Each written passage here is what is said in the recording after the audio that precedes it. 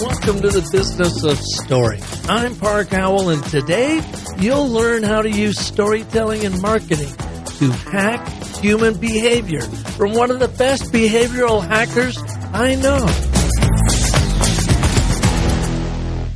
Speaking of hacking, if you're looking to hack through the noise and hook the hearts of your audience, then give me a call. I've been teaching business, marketing, and sales leaders how to excel through the stories they tell for nearly 20 years now, and I've been doing it around the world. That's why my clients call me the world's most industrious storyteller, and I'd love to show you and your team how to craft and tell compelling stories that sell. Just send me a note to park@businessofstory.com, and let's explore an in-person, virtual, or hybrid mastery course for your teams. I would love to hear what the wins are that you're trying to achieve, and I'm going to show you how we're going to get there. Or if you want a self-paced DIY training program, check out our ABTs of Agile Communications 1-hour course at businessofstory.com/ABT. That's businessofstory.com/ABT. And use your leveled up storytelling skills with the behavioral science you are about to learn today to have the sales and marketing impact you seek. When a marketer puts something out there, there are three possible responses from someone. There's a group of people that's going to say, oh my gosh, I've been looking for this, sign me up, I want one right away. And there's another group that's going to say, never ever going to happen, so not interested, or already have a provider that I would go to. And then there's a much larger group that I think sits in the middle that may or may not buy your product, or maybe they're going to buy a competitor's product. And it all has to do with how good you are at attracting their attention, clearly explaining, your product or service and the benefits, getting them to remember it, and prompting them to respond. And those are the four things that behavioral science helps you do as a marketer. Nancy Harhut is co-founder and chief creative officer of HBT Marketing and author of the incredible new book, Using Behavioral Science in Marketing. I learned about Nancy from Douglas Burdett's excellent marketing book podcast, a marvelous resource for best-in-class marketing books, as you might imagine. Now, if you haven't listened to it, I definitely have you go check it out because I learn about some of the top minds in marketing from Douglas. That's where I found out about Nancy. And when I studied her background and read her book, I couldn't wait to bring her behavioral insights to you. Getting people to take action is what Nancy is all about. Her specialty is blending best-of-breed creative with behavioral science to prompt response. Prior to co-founding HBT Marketing, Nancy held senior creative management positions with agencies within the IPG and Publicis networks. I mean, we're talking big-time shops right here. She and her teams have won over 200 international and national awards for marketing effectiveness. Along the way, she's helped generate $68 million in incremental revenue for companies like Nationwide. She established 7 controls for the GM card and created one of H&R Block's most successful campaigns, and I'm talking about ever. Recognized for her work in B2C, B2B, and nonprofits, Nancy has been named one of the 10 most fascinating people in B2B marketing, a social top 50 email marketing leader, and a top 40 digital strategist. And believe me, after I interviewed her today, I can see how all of that recognition is warranted on this wonderful mind. In all of her work, Nancy has learned how people make buying decisions for emotional reasons and then later justify those decisions with rational, logic-driven reasons. Like I always like to say, sell to the heart and the head will follow. Often they rely on decisions by default, which are automatic, hardwired behaviors or heuristics, which we'll talk about in a minute. As a marketer, you can trigger or prompt these behaviors to increase engagement and response in your campaigns. Her book is basically a how-to manual on how to hack consumer behaviors with storytelling triggers. So please welcome to the Business of Story, Nancy Harhut. Nancy, welcome to the show. Thank you very much, Park. Happy to be here. Man, I'm happy I'm here. I almost had to call you from Phoenix, Arizona this morning because while I was traveling for the last 10 days, I first started in Birmingham, Alabama, got chased out of there by tornadoes. Then I was up in Seattle, Washington for a few days, and the rain and the gloom and the doom. But while I'm up there, it snows 4 to 5 feet here in Mundspark, just south of Flagstaff, Arizona. My wife, Michelle, and I got back last night, had to spend the night in Phoenix with a friend. Well, that was great fun, but couldn't get up here. And I thought I was going to have to call you and say, guess what, Nancy, we're going to have to reschedule again. Sorry about that. But at the last minute, 6:30 this morning, there was a break in the weather. And we said, let's go for it. And we made it up here. And so I'm with you breathlessly, and I'm so happy that you're here, too. Well, I'm happy you made it. I'm happy to be here. And what a great story to start the show, right? Well, and you, I suppose, got some snow out there, too. You're out on the East Coast, New York. Whereabouts are you? Just outside of Boston, actually. And, we got some snow, I think it was 2 days ago. And now the temperature is almost like, 45, 50 degrees. It's all melted. It's unusually warm for this time of year here. But I'm sure it's coming. It's just a matter of when. I'm sure we'll be getting that snow at some point. Without a doubt. And I imagine you've been making the podcast rounds with your new book out, which I absolutely love, Using Behavioral Science in Marketing. And I can't help but think about Daniel Kahneman throughout. Was he one of your big inspirations in this? Yes. I've quoted Kahneman and Dan Ariely and Robert Cialdini, Roger Dooley. So a lot of people who have done some work, Tim Ash, a lot of people who have done some work into behavioral science or, cultural anthropology or just, persuasion as a whole. They were all definitely influences on me and my work. So, yes. So what is your backstory? How did you, find yourself in the advertising marketing world and come to write this particular book? Well, yeah, I kind of found my way into it. So I went to school studying journalism because at the time I thought that's what I wanted to be. I thought I wanted to be a journalist, and I knew I liked to write. And I thought I probably had two options. I could be a novelist, and that wasn't going to happen, or I could become a journalist, which seemed more practical. And so I did that for 3 years. And going into my senior year at Boston University, I realized some of my friends were just way better at it than I was. Like, they had the fire in their belly. They would have no problem, sticking a microphone in someone's face and saying, "Hey, that's your house burning down. How do you feel about it?" Me, I was like, I just can't see myself doing that, So I scrambled my last year, and I took any kind of a writing class I could, corporate communications and public relations and advertising, and I figured I'll find my way into some other kind of marketing, and that's what I did. I graduated. I got a job in a public relations agency, and then from there I went to the marketing department at Inc. magazine, and then from there I got into direct response agencies, and then I kind of grew up doing that. And so the thing about direct marketers is we're really focused on getting people to behave a certain way. We want them to act. We want them to respond, whether it's to buy or buy again or give up a bit of data or recommend us to their friends. Like, we want that action, and we focus on it, we track it, we pay attention to it. And then I came upon, I think it was Robert Cialdini's book, Influence: The Science of Persuasion, and I thought, this is amazing. All of these different hardwired behaviors that people have that can be, kind of prompted or triggered. It's all about how people act, and, we're in marketing, we want people to act. The marriage was perfect, and that kind of sent me down the rabbit hole. I started to read everything I could. I did some research with a cognitive scientist when I was at a particular agency, and began to just start using some of these techniques. I'd read anything I could. I'd underline and make margin notes and just think about what I was doing for my clients, the problems and challenges they were asking us to solve.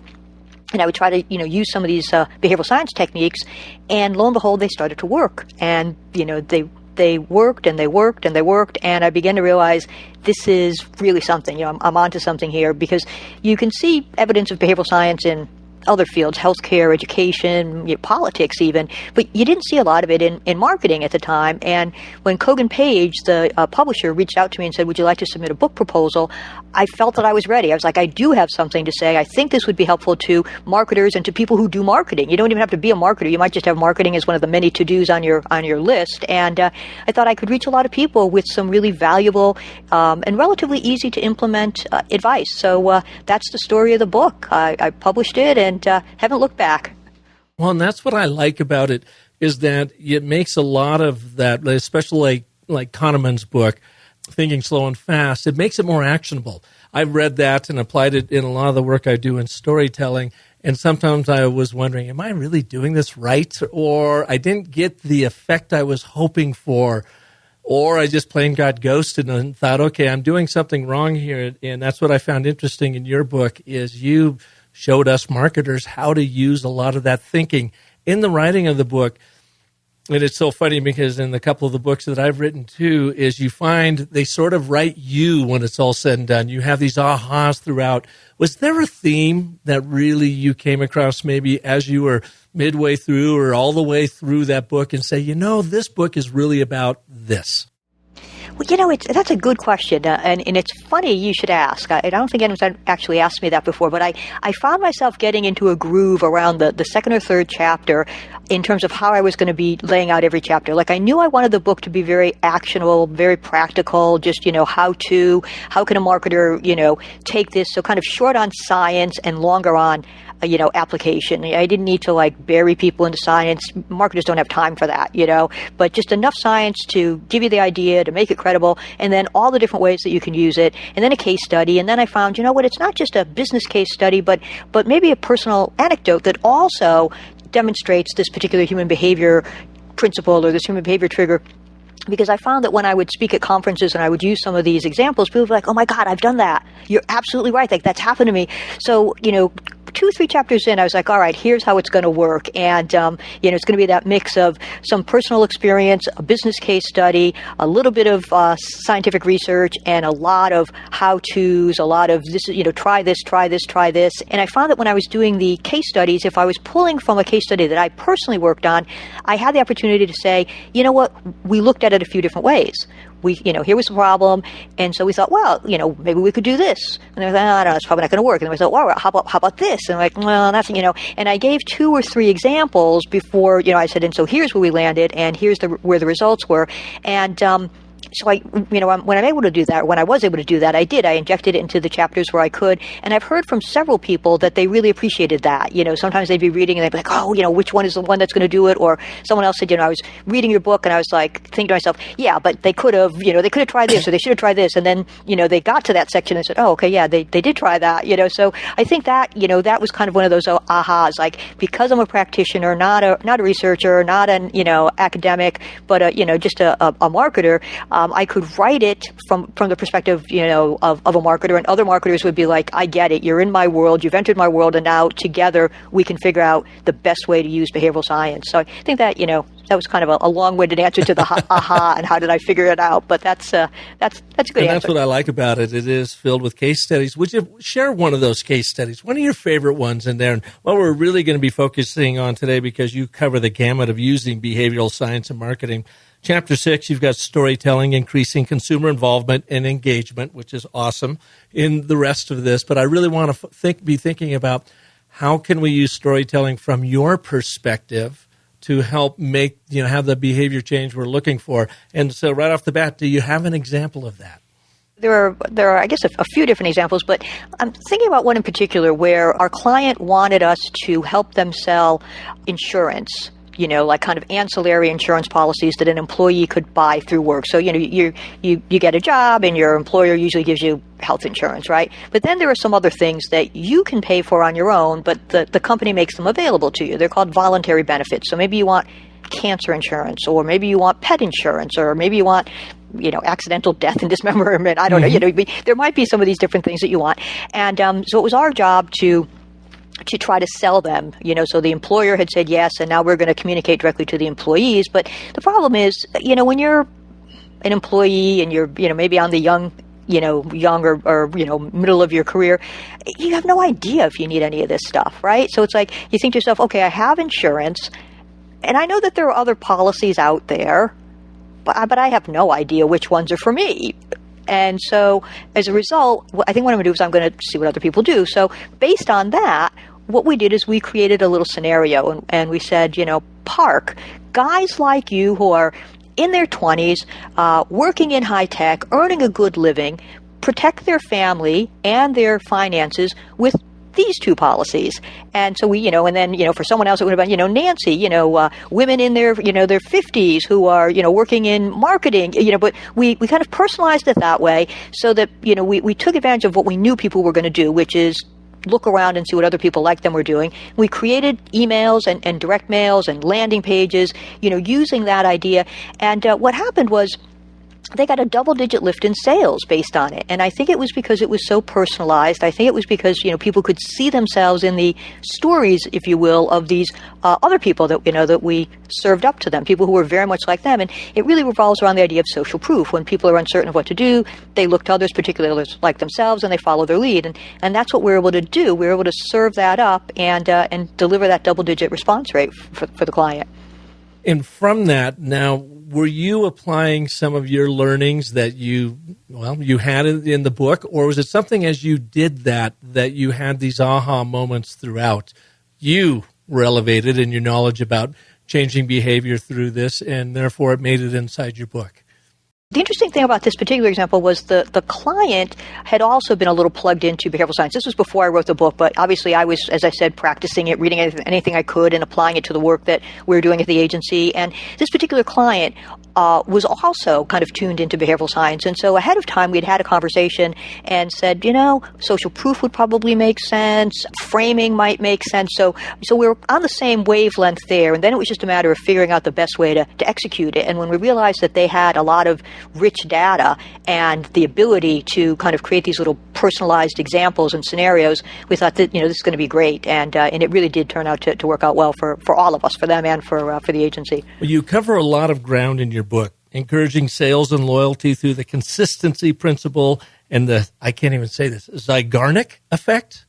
What is the Zeigarnik effect? The Zeigarnik effect, or the Zeigarnik principle, is just the idea that humans are kind of hardwired to finish what we've started, or to at least remember what we started. It's why cliffhangers do so well in the media, right? Where maybe we're watching, Game of Thrones or Stranger Things or something, and we can't wait for the next series of episodes to come out because we're like, what happens next? I want to know what happens next. I want closure. I want to know how it ends, and so as a result, it kind of stays in our mind. And so when you take the Zeigarnik effect and you pair it with something called the Kina effect, which basically is our desire to finish what we started. So the Zeigarnik is kind of, it keeps it in our mind. We don't forget about it until we can cross it off our list. And then the Kina effect is this desire to finish what we started. When the two of them pair up, what we end up with for marketers is a smart way to trigger people to, complete tasks that they started. One great example I found,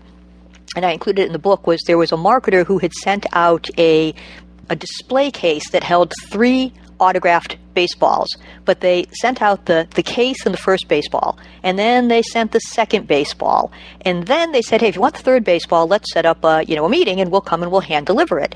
So it was their way to to get a meeting with their prospect. So you could have said, nah, I don't want to talk to them, I'm not interested, but then you'd have this display that clearly was supposed to have 3 signed baseballs and only had 2 on it, so no one wants to leave it incomplete. They want to finish that, they want it to be a complete set. And so the promotion did very well for the marketer who came up with it. So it's just this, I think, this need to finish what we started, this, when we remind somebody, hey, you put this in your basket, but you abandoned it, or you started to design this e-card, but you never finished it. Once we remind them, they're like, oh my gosh, that's right. I've got to get back to that. I've got to get back to that. So it's pretty powerful for marketers to use. So we have all these crazy little biases, right? The heuristics, I think they also call them. First, for my own edification, how would you define a heuristic? It's kind of like a decision-making shortcut or a decision default. It's that rule of thumb that just helps us make decisions more quickly, helps us make decisions without having to expend a lot of mental energy. And humans have actually evolved to conserve mental energy. We've evolved to conserve mental energy, and as a result, we have developed all of these rules of thumb or mental shortcuts or heuristics, and they just help us kind of get through the day. We cruise along on autopilot, we encounter a certain situation, and we just default to these hardwired behaviors, and it just makes it a lot easier for us. And so if marketers are aware of these hardwired behaviors that people have a tendency to default to, if we can get out ahead of that and trigger the behaviors that we want, we do a lot better with our campaigns, and we do a lot better in terms of helping our customers and prospects get what they need. I'm curious, why do you think, or maybe in the research that you've got, why did us Homo sapiens evolve to have this whole conservation of mental energy? What is that about? Why do we feel compelled to conserve this mental energy? Don't make me think. I want to say it's something like 20% of the brain's of the body's energy goes to supporting our brain, which is kind of a disproportionate amount when you think about the size of the brain and the size of the body. But we burn a lot of fuel to keep that brain going, and in many cases the brain is necessary to just regulate our heartbeat, our breathing, things like that. And as a result, we're kind of rewarded for not tapping into too much of it. And some of these automatic hardwired behaviors that we have, we've inherited from our ancestors a long, long time ago. The idea of loss aversion, back, in the days of our ancient ancestors, you could pretty much only have what you could carry. If you saw food, you wanted to eat it because you didn't know if you'd find food again. We hated to lose things. We were more of a gathering kind of species than a taking away kind of a species. Some of these things are just hardwired into us. We pay attention to sounds. It's interesting. There are certain sounds that can, make people heal faster, that can make people concentrate better. But from a marketing perspective, there are also certain sounds that affect us. For example, if we hear the word because, we're much more likely to pay attention. We, even if we haven't processed whatever comes next, when we hear the word because, we assume that whatever comes next is a good, logical, legitimate reason, and we just start to agree. It's called an automatic compliance trigger. When we hear, a number, the first number we hear becomes an anchor, and what we end up doing is we compare everything else against that particular anchor. It's just a decision-making shortcut or a heuristic that we rely on. But when you think about it, again, with our ancient ancestors, they really needed to listen. If they heard footsteps at night, it could be danger. If they heard rustle in the underbrush, maybe that was dinner. They really need to pay attention to what they heard. And now all these years later, what we hear can influence what we buy or what we decide to engage with, who we listen to, who we believe. So it's pretty interesting, where things started and what we're left with. What used to maybe keep us alive now just helps us get through the day. Well, is it fair to say then your book is 17 pages of shortcuts marketers can use to hack into that limbic brain, that subconscious brain, to get your audience, your prospects? 17 chapters. 17 chapters, 282 pages, but yes, and there's about 25 different behavioral science principles that are included in those, and they're easy to understand, they're easy to use, there are a lot of examples of how you can try to use them, and not everything is going to work every time for everyone, but what this does is it at least arms you with an advantage.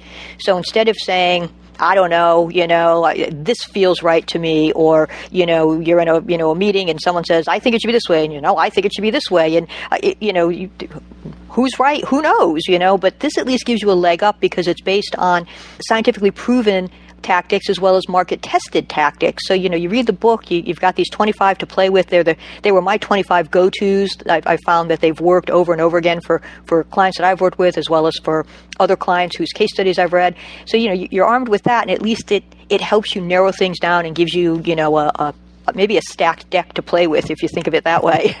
All right. Well, I'm going to drag my finger through your glossary here, and I'm going to be looking at different things. I want you to just kind of extemporaneously share a thought on them, and even if you've got a little story to back it up.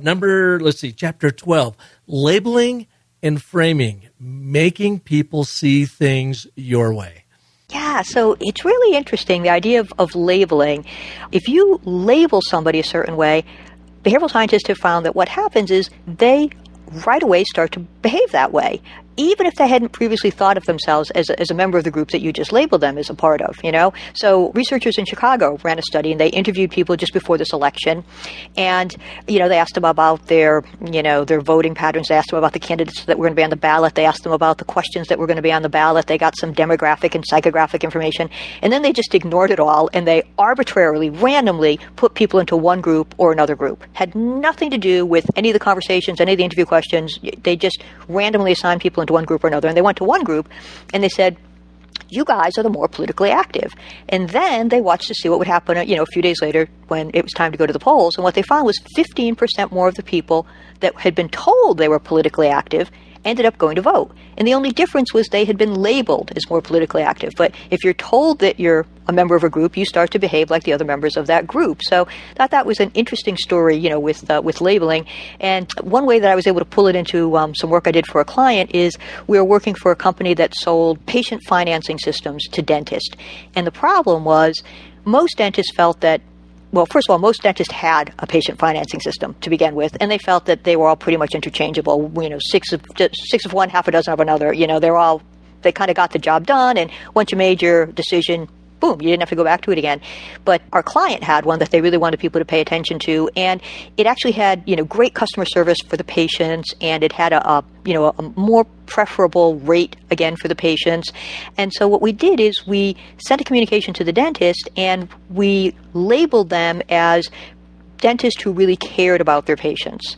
And, we kind of labeled them that way, and then we said, and because of that, you'll probably be interested in this particular patient financing system. So it kind of was able to cut through that. Well, I've already got one and it's fine. It's like, well, sure you do, but this is the one that the people who really care about their patients want to offer because it's better for the patient. Maybe they're all good for the dentist. This one's good for the dentist as well as the patient. And it got a 64% lift in response over the previous control. So we're pretty pleased with it. So in essence, you're giving them a story prompt, aren't you? You are helping them become the character you want them to become in the story to prompt that behavior to buy into the package. And the only way that's going to happen is a little bit of storytelling jujitsu, isn't it? You have to share that story from their perspective, from their point of view, sharing with them. You're going to labeling them as the conscientious dentist who really cares about their patients. Well, of course, that's me. Then, of course, you're going to want this. Well, some people might think that's manipulative. Well, I've heard that before, and the truth of the matter is, we're not out. Marketers aren't out to manipulate people, but they are out to make sure that the most likely people to benefit from their products or services have an easy time finding them. And, we know that people's attention spans are short. We know that they're juggling a lot of things. We know that there's a lot of, clutter in the marketplace. And anything that we can do to help make sure that the message we have reaches the target that it should, that's a good thing. I would argue that, there are some unshady practices in marketing. And, if you're a responsible marketer, an ethical marketer, you should avoid those. And so, just like other things, if this is in the wrong hands, it could be used for bad reasons, ill purposes. But in the right hands, it can actually be helpful to both the marketer and the target market. Absolutely. And I brought that up because I've heard that my entire career. I've been at this for 35 plus years, and it's like, oh, yeah, Park, are you selling me or are you just trying to manipulate me?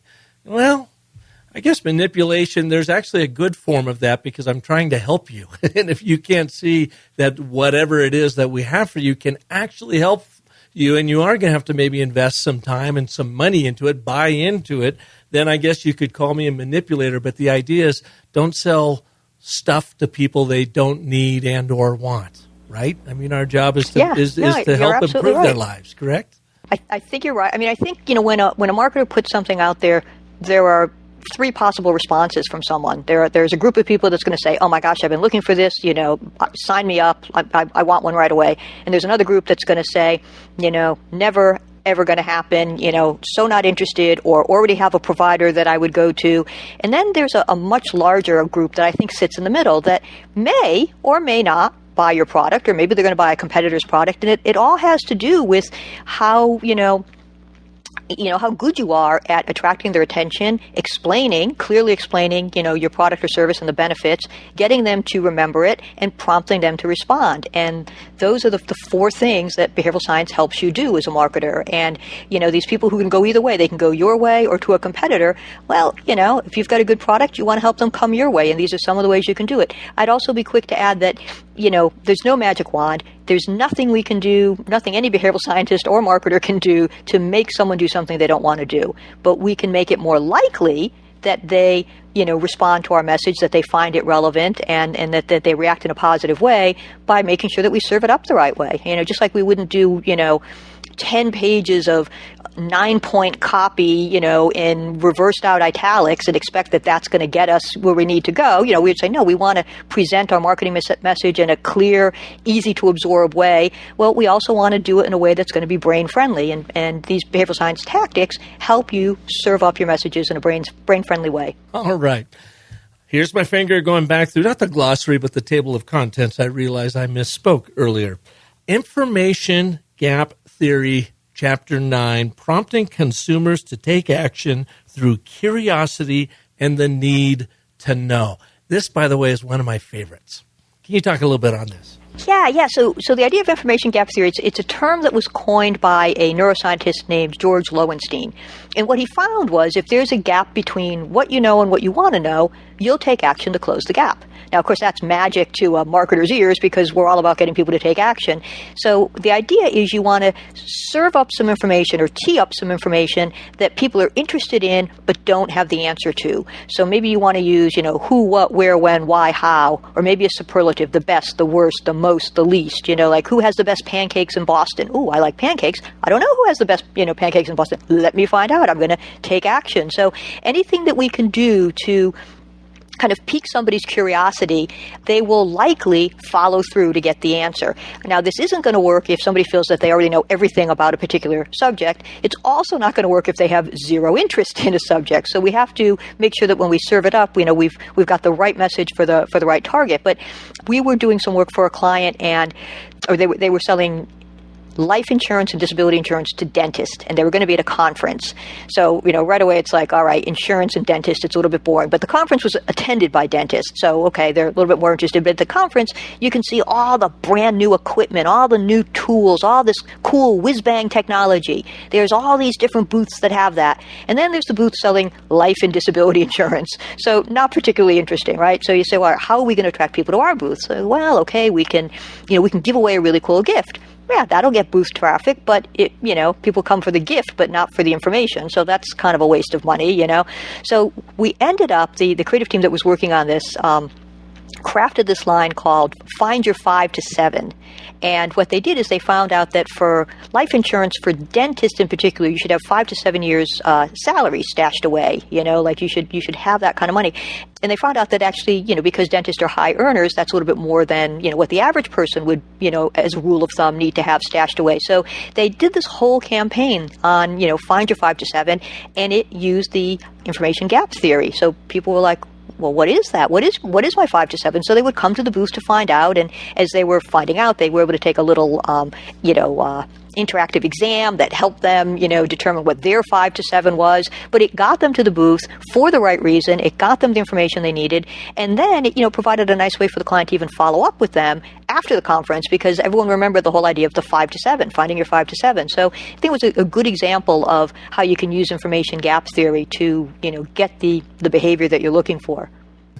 Now, you have a lot of examples in healthcare in the dentist world. You have some examples outside of that, because I'm afraid some of our listeners might think that's all you do, and I know it's not. It is not, no.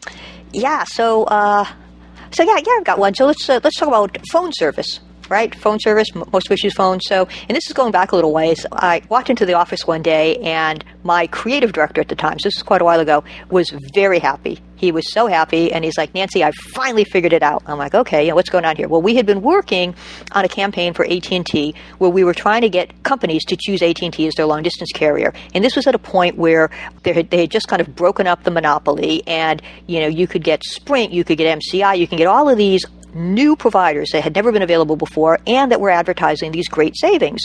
So you could choose any of those, or you could choose to stay where you were, but you had to make a choice. Whichever you wanted to do, you still had to make a choice. And so we had been doing campaign after campaign after campaign to get people to make a choice.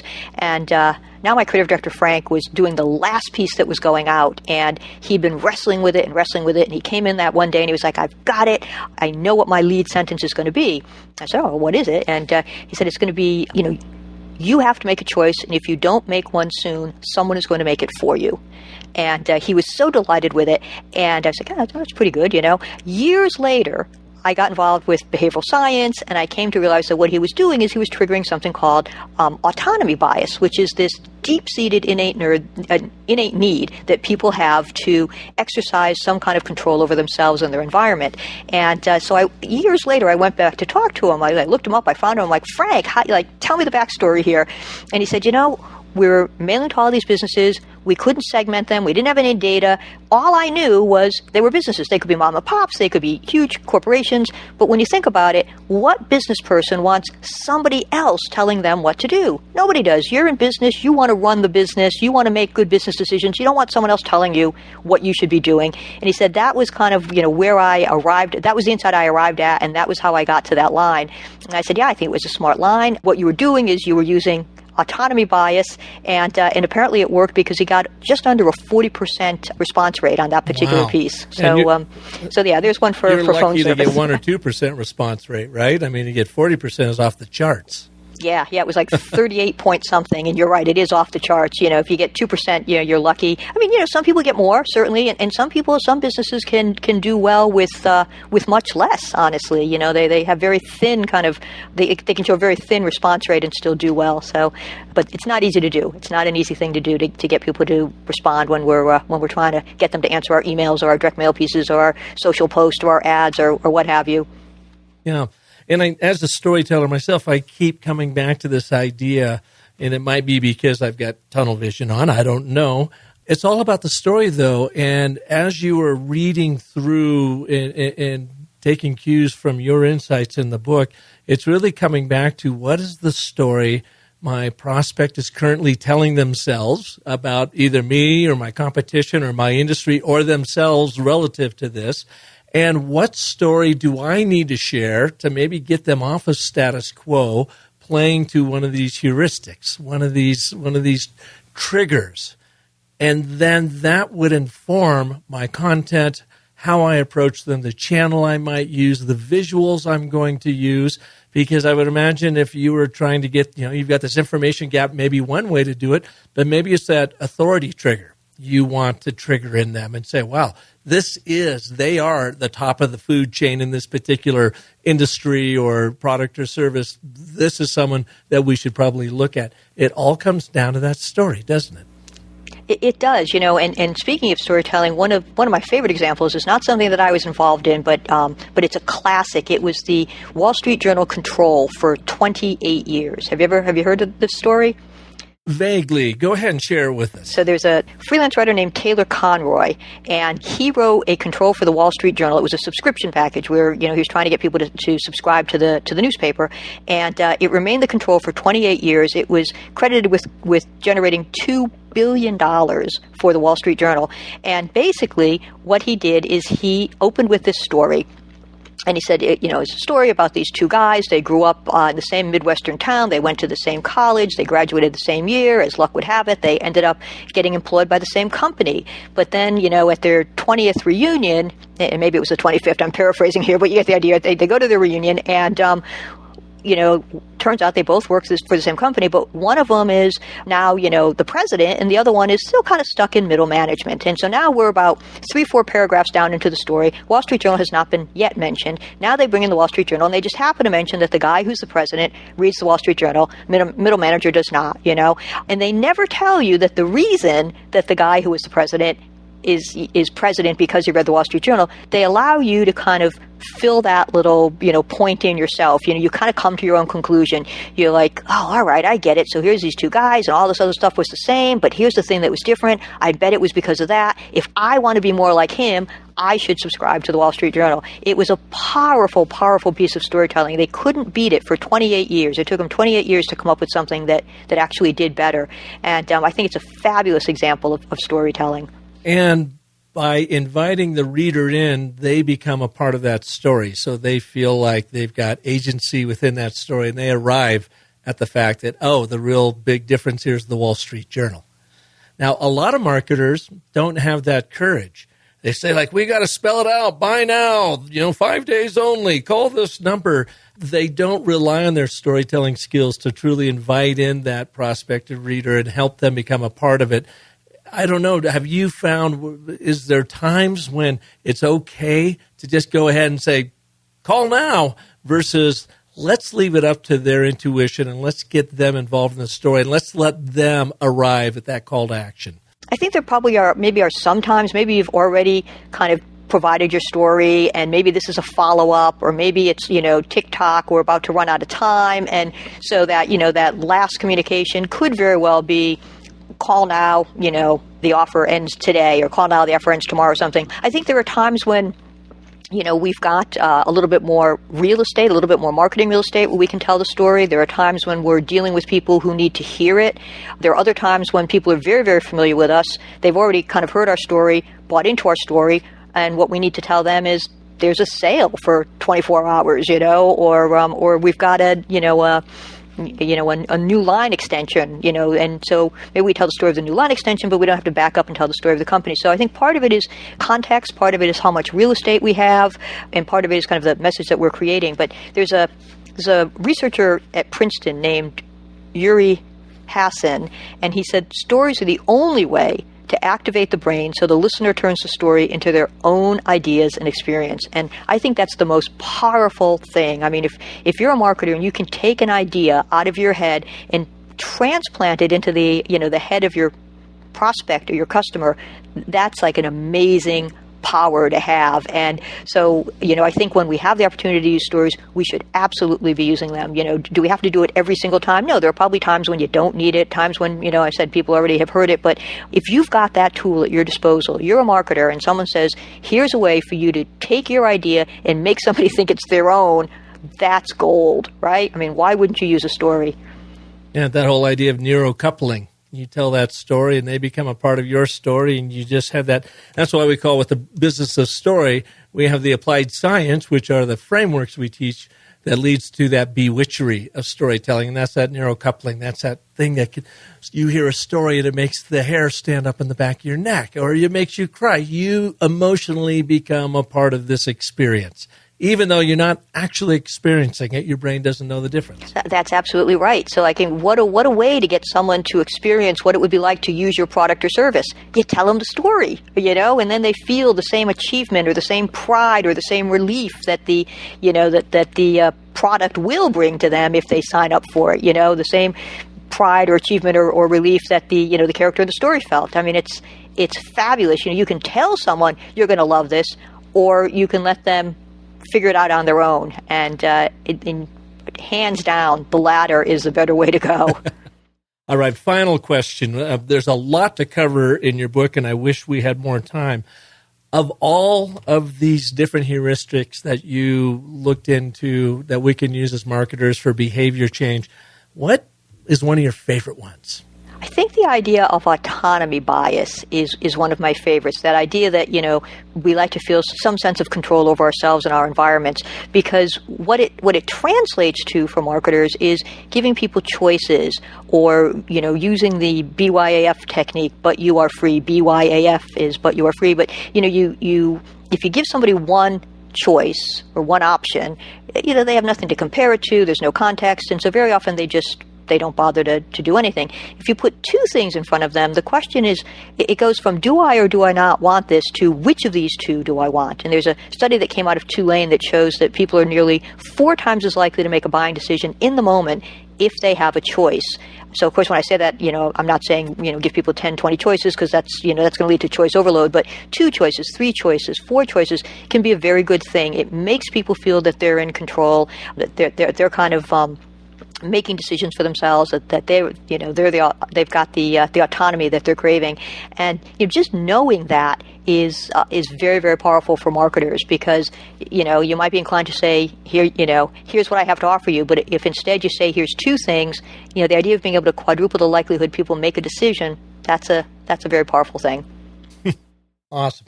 Which heuristic do you fall for every time? You know what? I think it's probably loss aversion. And that's the funny thing. It's like, you're aware of these, and yet, you can still realize, oh, gee, I was influenced by that, because we are cruising along on autopilot. And even if you're aware of them, you're not always, actively thinking, actively engaging. I was on vacation at a timeshare. And, when you buy a timeshare, there's always another one that you can buy. They're always trying to upgrade you to bigger or better or newer. And, so I was there and I was like, no, I'm happy where I am. I just want to enjoy my vacation. I'm really not looking to make a purchase. In fact, I made one last year, so I'm really not looking to. But of course, they take you on the tour and they, extol the virtues of the newest thing. And I was like, no, not interested. And they said, well, I just want you to know that, you might think, well, next year when you come back, if that's when you're ready to buy, you'll do it then. But they're going to sell out and you're not going to have that opportunity. These are going to be gone and that's it. And I was like, well, no, I mean, every year when I come back, you try to sell me something. They're like, yeah, but not this level. That we're doing things differently. And don't you know I bought the next level? I walked in there saying, never, it's not going to happen. They used loss aversion on me. I bought it. And then, I went back out and I'm sitting by the pool and I'm like, it was loss aversion. Loss aversion is what influenced me, They got you.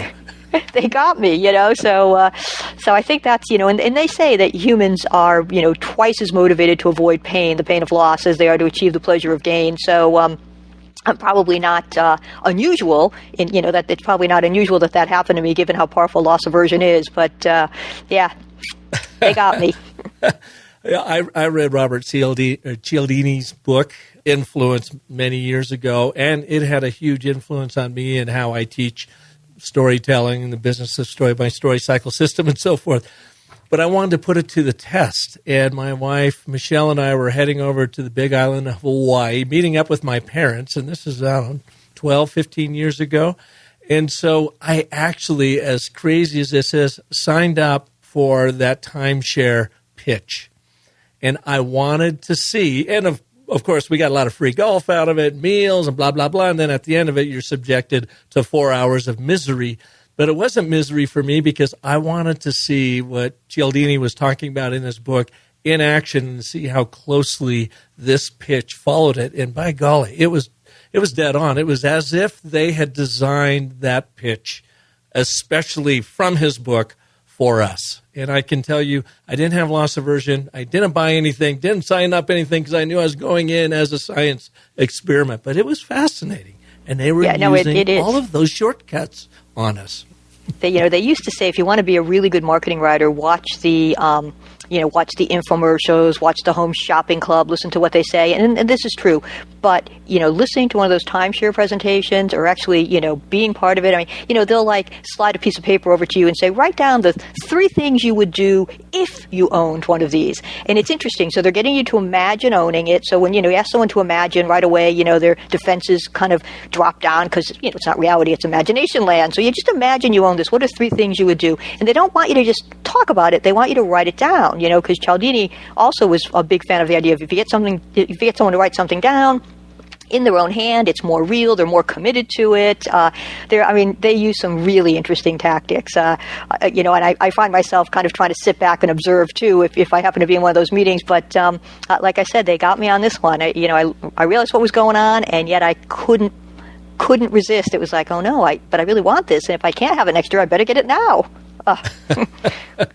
All right, I said I had one last question for you a little while ago, but I can't resist. I've got to get into your brain just a little bit because you had mentioned earlier about this word because, and that it triggers this automatic compliance trigger.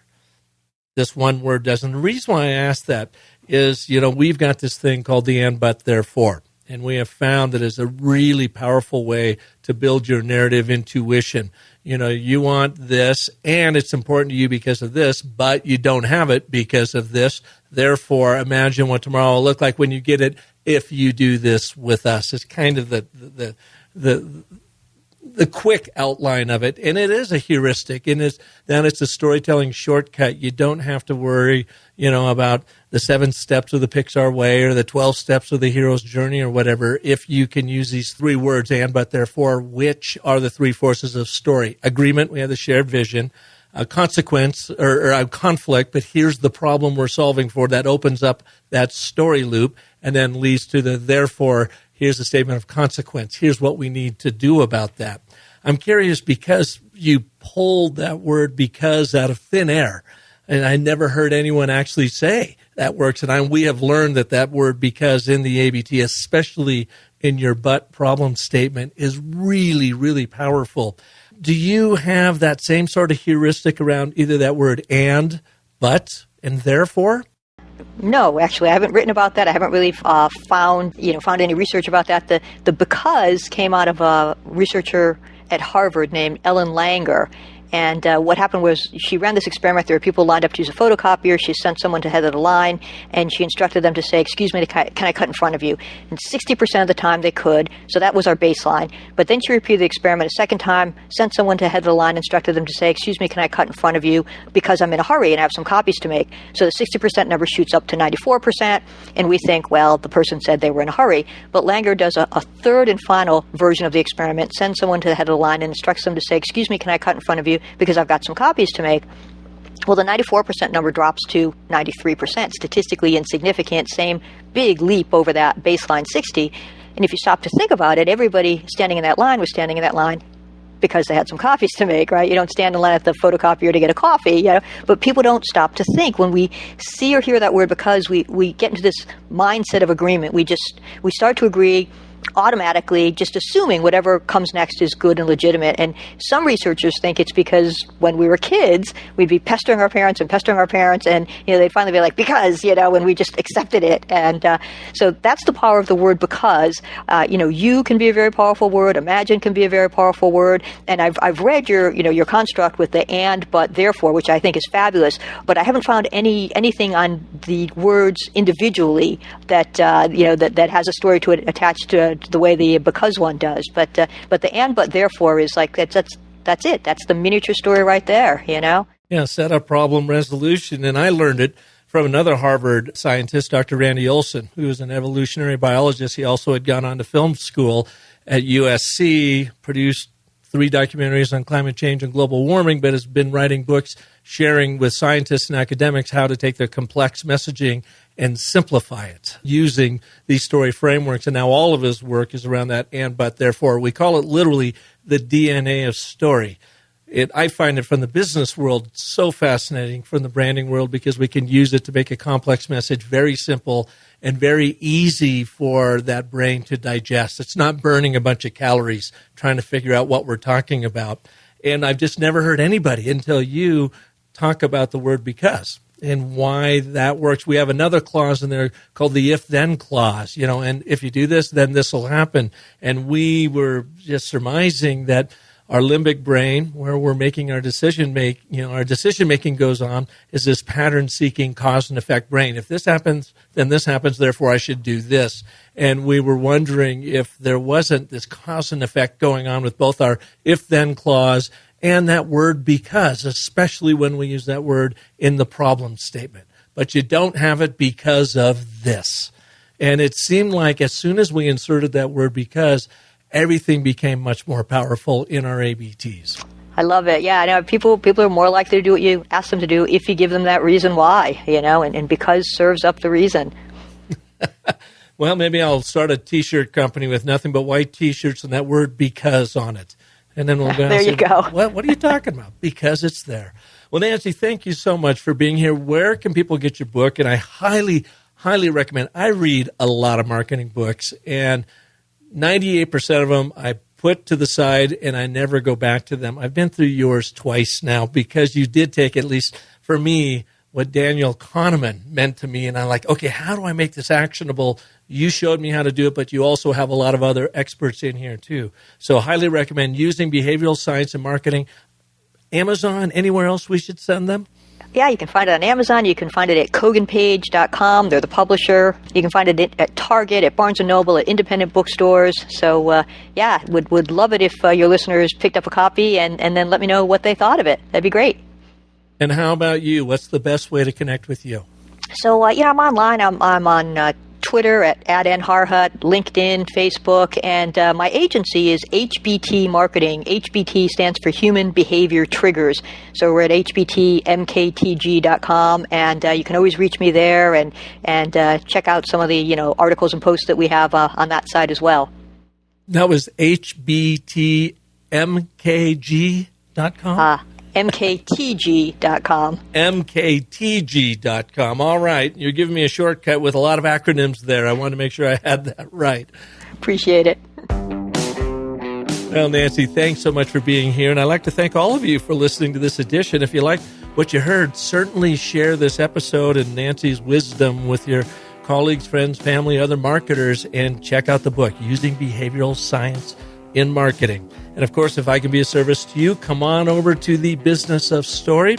You can take your ABTs of Agile Communications course right now at businessofstory.com/ABT and start putting this messaging marvel to work for you immediately. And I guess maybe that's really why I found Nancy's work so interesting, fascinating. Not only do I use it in my own world, but I see how the ABT is a bit of that shortcut that we're all looking for in our storytelling and to really make our messages land right the first time, every time, without having to try to implement those very complex, multi-step storytelling process. Just 3 words and but, therefore. And until next week, when we'll have another amazing story artist like Nancy here for you, remember that the most potent story you'll ever tell is the story you tell yourself. So make sure that's a great one. Thanks so much for listening.